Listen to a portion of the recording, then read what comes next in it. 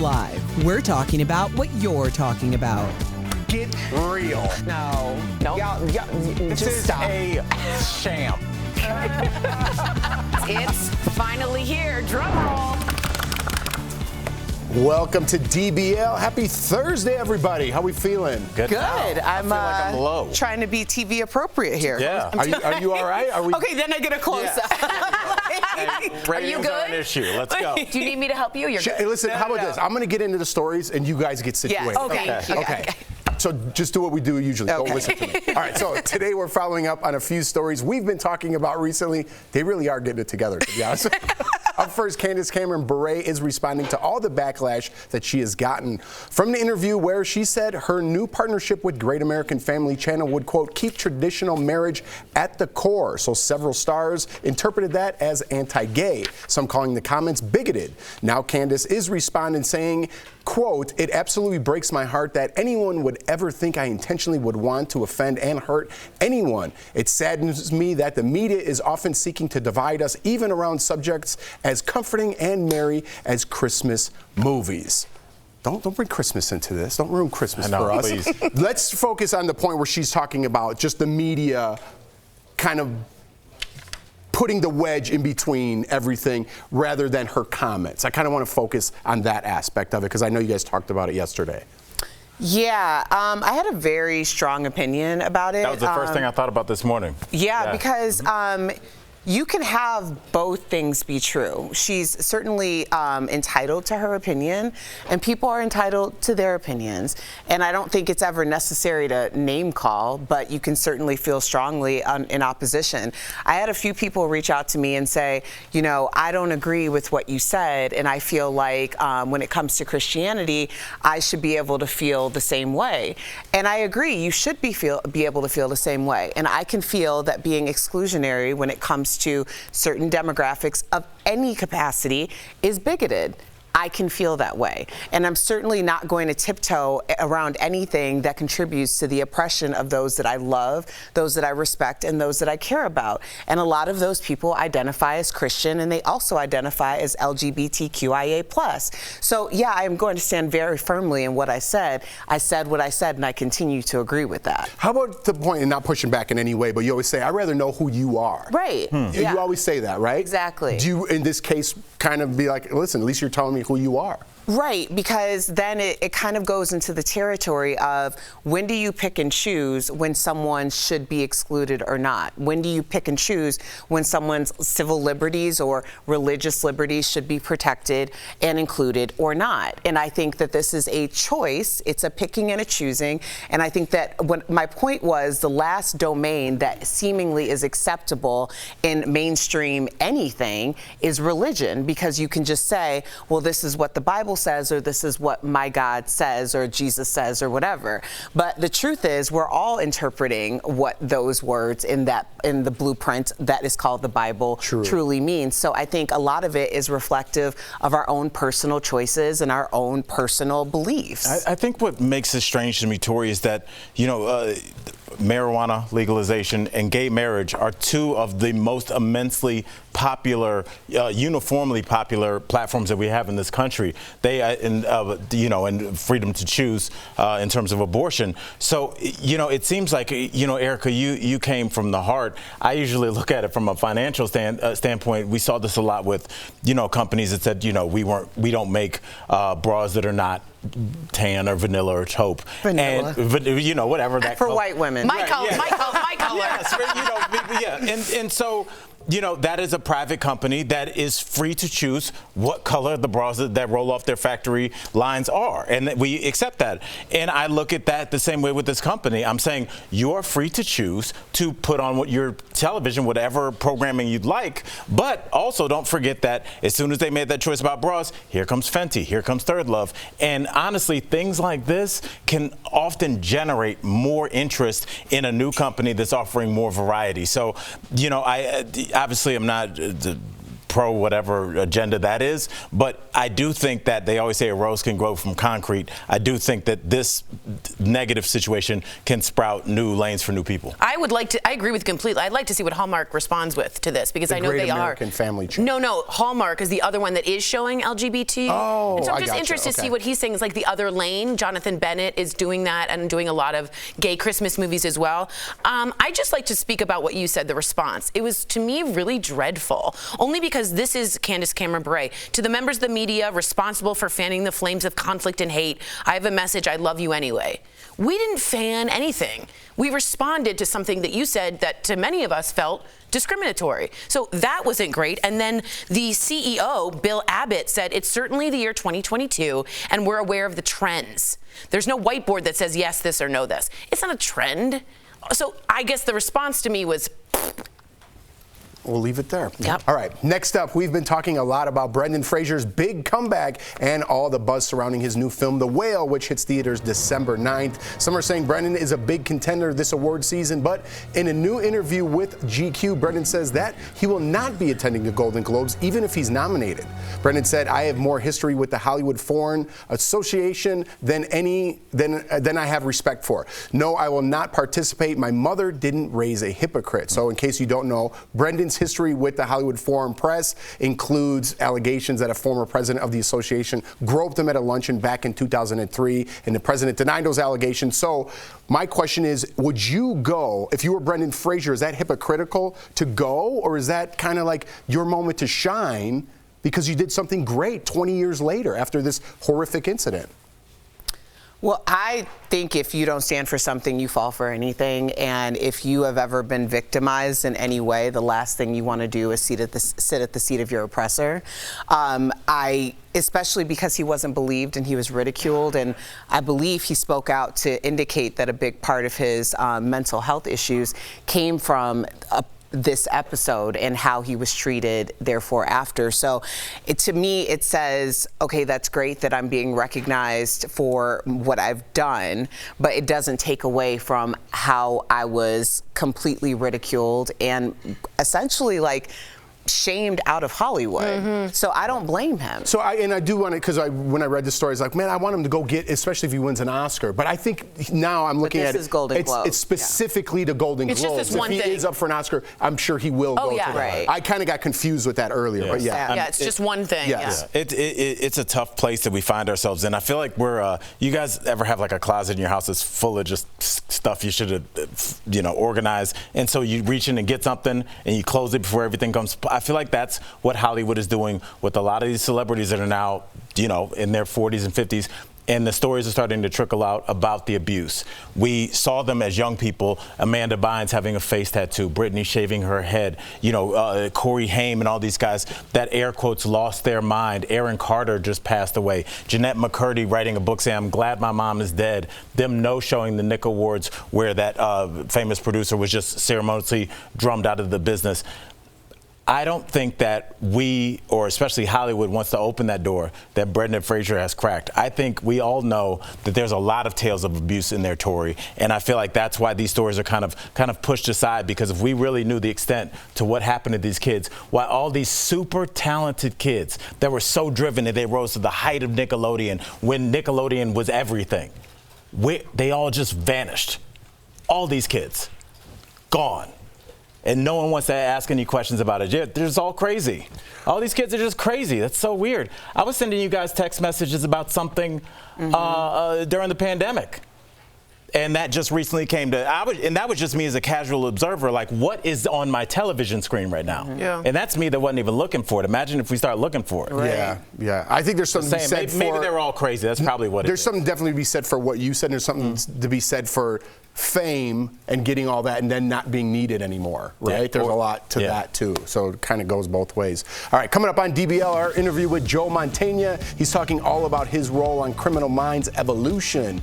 And a lot of people are disappointed by the ticket sales process for Taylor Swift's tour. So this means T Swift needs to speak up? There's going to be a lot of internet chatter. That's where the red flag goes up. We are never going to agree on this. It's ignorant, and for me, it was just like a damn shame. Tell me I need to do something, I'm going to do the exact opposite. You know why I don't call in sick? Camera hog.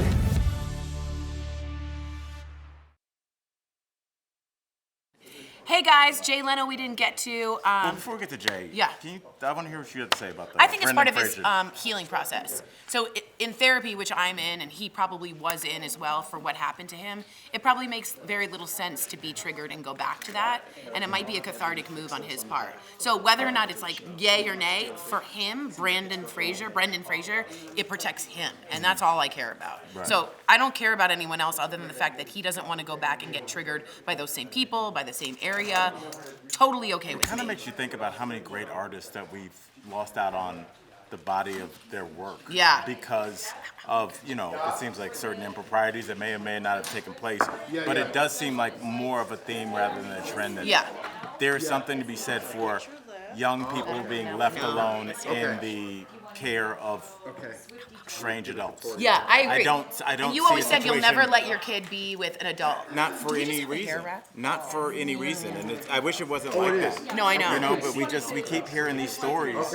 And it's some people like to focus on Hollywood. Some people like to focus on, well, what about the Catholic Church? And some people are like, well, what about R. Kelly? It seems like it's everybody. Yeah, It seems like it's a pretty wide net in the industry as well. Yeah. Just Jay Leno did get some skin grafts. He might be permanently have some disfigurement, but rumors are he passed out cookies to kids in the hospital. That's awesome. Which is amazing to me because burns are super debilitating.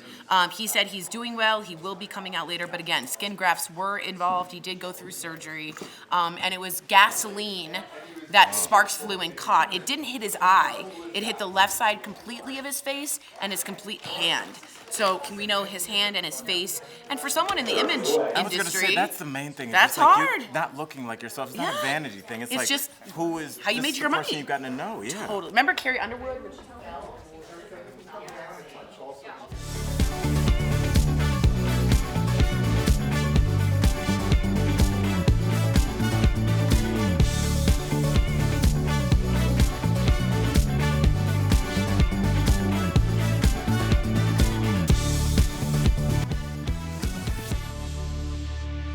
Welcome back. There's more fallout over the Taylor Swift ticket fiasco. So as we mentioned, millions of fans weren't able to purchase tickets to her upcoming tour, including Tori, after Ticketmaster's site faced some glitches. That's what they put, glitches during the pre-sale. Now Tennessee's Attorney General is launching an investigation into the company after his office was flooded with complaints. But the one person still silent on the matter is Taylor Swift herself. So Tori, does she need to speak now? Oh, good one. That was a good one.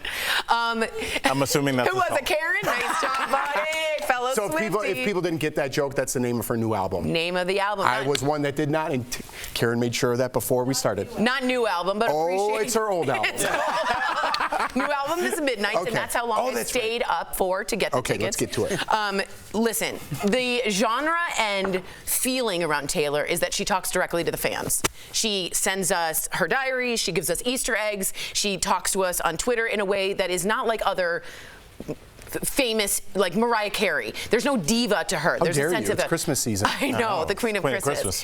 So in my first thought was, yes, she should, because that's on brand for Taylor to say, I know you guys have been experiencing this, we're working on it, blah, blah, blah. But as I researched how much more trouble Ticketmaster could be getting into, you got to stay the hell away from this. You got to back away from this. And I think you said it earlier, and I appreciate you saying that her attorneys might have been like, beep, beep, beep, beep. There was no Taylor Swift pun? You went to the beep thing? Well, I thought that was funny. I just don't understand why you, as adult fans of another adult, think that Taylor Swift could do anything about Ticketmaster. That'd be like me going to the Nuggets game and being like, DMing the point guard and being like, have you seen the price of hot dogs in here? That's not true. That's oranges and apples. It's not. Why are you talking to? You are a grown-up. Why would you call Taylor Swift about ticket issues? Because she is the one. It's not a team. It's Taylor Swift. And as you said yesterday so eloquently, you might have forgotten. Probably. The entire part is customer service. And when I'm not having any fun anymore, and it's $10,000 to get a seat, that brings my love of or feeling of Taylor a little bit down. And if you were a manager of Taylor, you would see she might want to speak up and say, I see this. Well, in Al's defense, I brought up the customer service. Did you? Because it was very very good. Screw but you. I do agree. I do agree that right now may not be the best time for Taylor Swift to speak up, because this is not a singular Taylor Swift issue. Correct. There are a lot of other artists and a lot of other performances that are affected by the same thing. So if they're going to come together as artist groups, or to say we're no longer going to use this until you fix this problem, that's one thing. But for Taylor Swift to speak up now would feel a little premature, not knowing what's coming down the pike. Because I think Ticketmaster's in some trouble. Yeah, and speaking of speaking now, it's on sale now. It's her new album. There we go. Good plug. We'll be right back.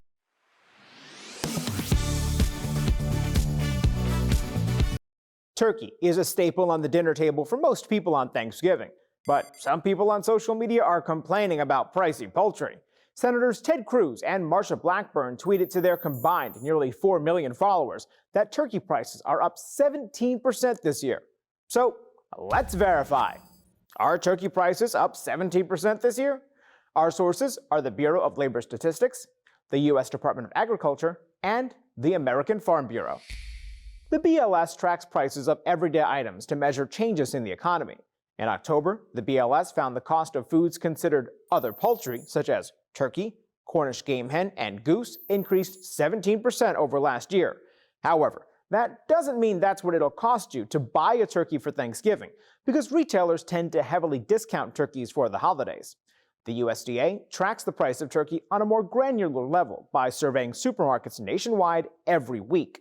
Its data shows for the week ending November 16th that the average sales price of a frozen turkey is up only 8% over last year, while the cost of a fresh turkey is up just 1%. So this claim needs context. While the price of turkeys is higher than last year, it isn't as high as the 17% cited by the BLS for consumers during the holidays.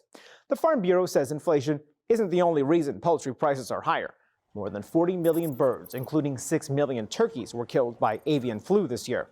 Still, all of our sources expect there will be enough turkeys to meet demand for Thanksgiving. With your Verify, I'm Brandon Lewis. Escape the cold with the luxury included vacation to Sandals Resort's newest location, Sandals Royal Curacao. Enter at dailyblastlive.com/sandals for your chance to win.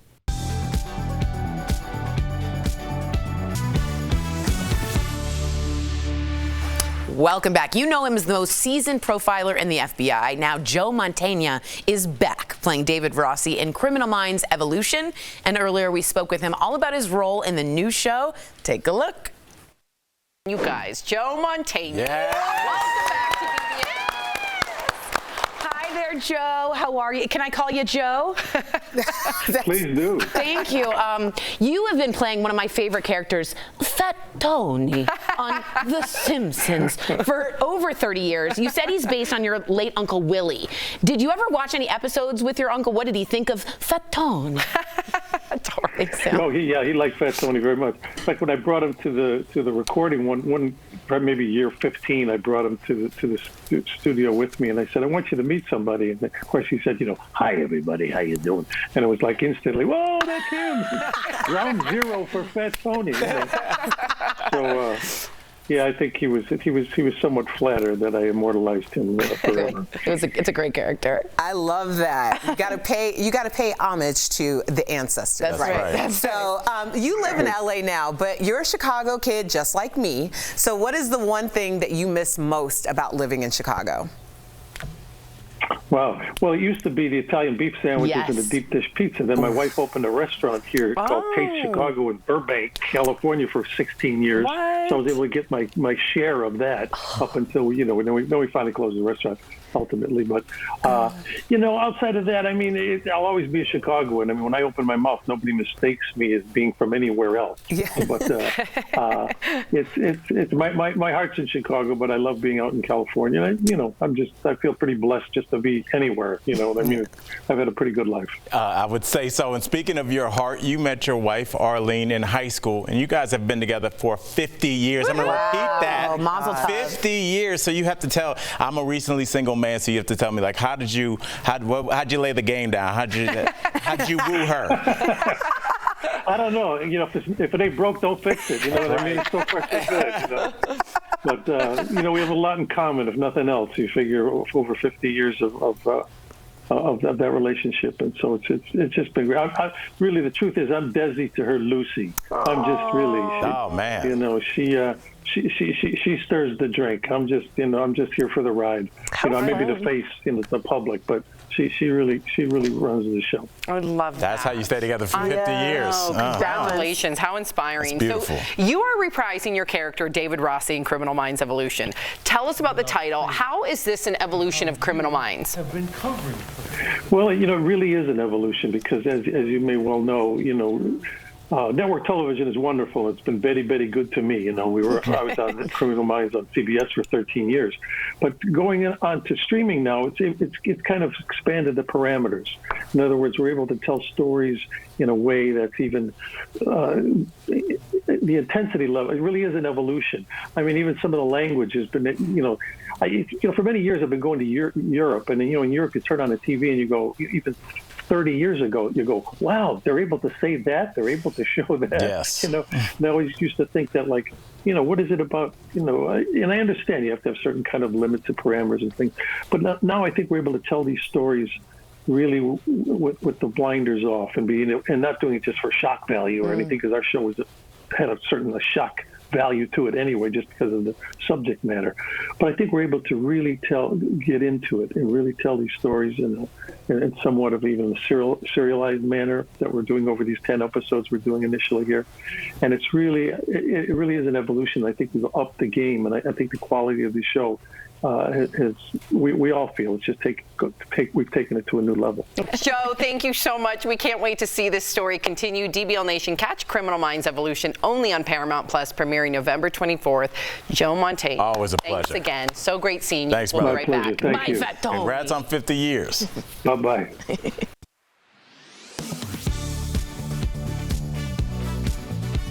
We all have our own digital footprint. It's the trail of data you leave behind when browsing the internet or posting on social media. It's not inherently a bad thing, but it can threaten your privacy and leave you vulnerable to cyber criminals. Can you totally disappear online? I took my question to cybersecurity experts.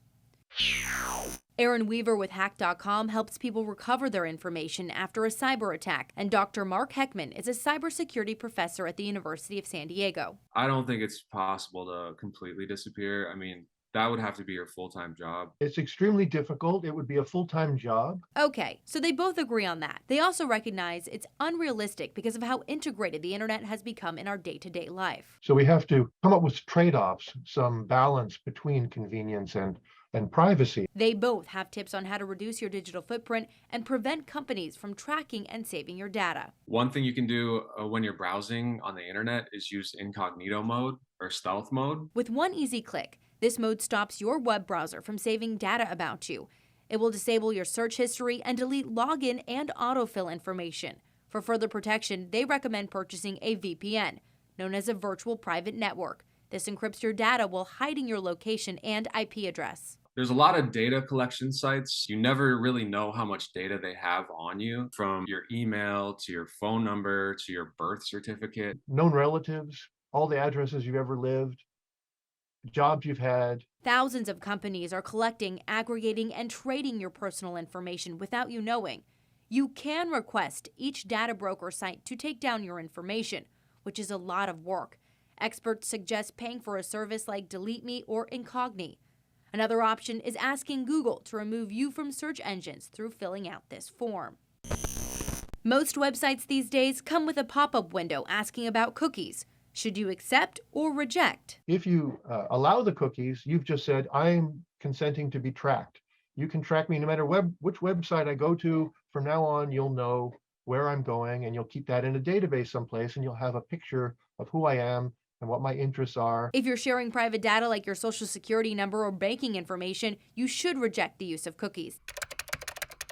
To go completely dark, you must delete all your social media accounts. But most don't want to do that. So an important tip is never go through Facebook when signing up for another app or website. So if that app gets hacked, their Facebook will get hacked. Always opt into using your email address with a brand new password. You definitely want to deactivate old accounts. Because companies could be storing things like your credit card information. Major organizations are being hacked, and now you can easily find out if your information has been stolen. Use the website haveibeenpwned.com. Just type in your email and it'll have a whole list of all the data breaches for the accounts that you're signed up for. And for one extra layer of privacy, you can remove your home from Google Street View. Click on Report a Problem at the top of your screen and fill out the form where you can select to blur it out. Hackers can use any information that you have out there. A reminder that less is more when sharing on the internet.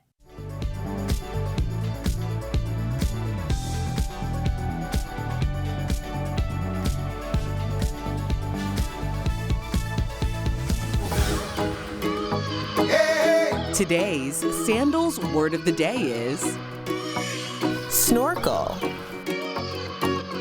Ooh, that was the word of the day you need for your chance to win a luxury trip to beautiful Curacao. Go to dailyblastlive.com/sandals to enter. And it's Thursday, and you know what that means. We have some great products from our friends at Morning Save. Check them out. All right, Steph, what do you have for us today? Hi, Tori. Hello, DBL Nation. First up, we've got the Foxy Bay Blowout Babe 3-piece hair kit. Yes. So this deal includes one blowout brush, which I'm obsessed with, one heat protectant spray, and one styling cream. And normally it's $226, but we've got this set for $29.99, which is saving 87%. And then next up, we've got the Glow Lit Teeth Whitening Device Tech Kit with Bluetooth. What? So fancy. This deal includes one mouthpiece, which is in here, one storage case, one rechargeable power pack, 7 teeth whitening vials, one lip care, and one travel pouch. So normally this is $149, but we've got it for $59.99, saving 60%. And our next product is a great gift for makeup lovers. We've got such a good lineup today. I know. It's the Cover FX Glow Into Overtime 3-piece bestseller kit. So this deal includes one primer, one enhancer drops, and one setting spray. So normally this set is $39, but we've got it for $17.99 for the whole kit. So that's saving you guys 54%. And then last but not least, we have got the Floor Police cordless motorized mop for tile and wood floors. Whoa. So this deal includes one mop with 2 scouring pads and 2 microfiber pads and 2 polishing pads. Normally they're $60, but Morning Save have got them for $29.99, saving you guys 50%. Head on over to morningsave.com to snag these amazing deals at the lowest prices, or you can even just scan the QR code. It's right on your screen, and it will take you directly to these products on Morning Save's website. Steph, as always, thank you so much. All right, I always make this joke, but why does everything need a Bluetooth connection? It's ridiculous. Because you do. Bluetooth connection to teeth whitening? I'm getting it. I'm getting it, I swear. But what are you going to do? You're going to put it on your phone? We'll find out when I get it. I'll hit you on my Bluetooth. Touche. We'll see you guys tomorrow, same time, same place. Connect to us via Bluetooth.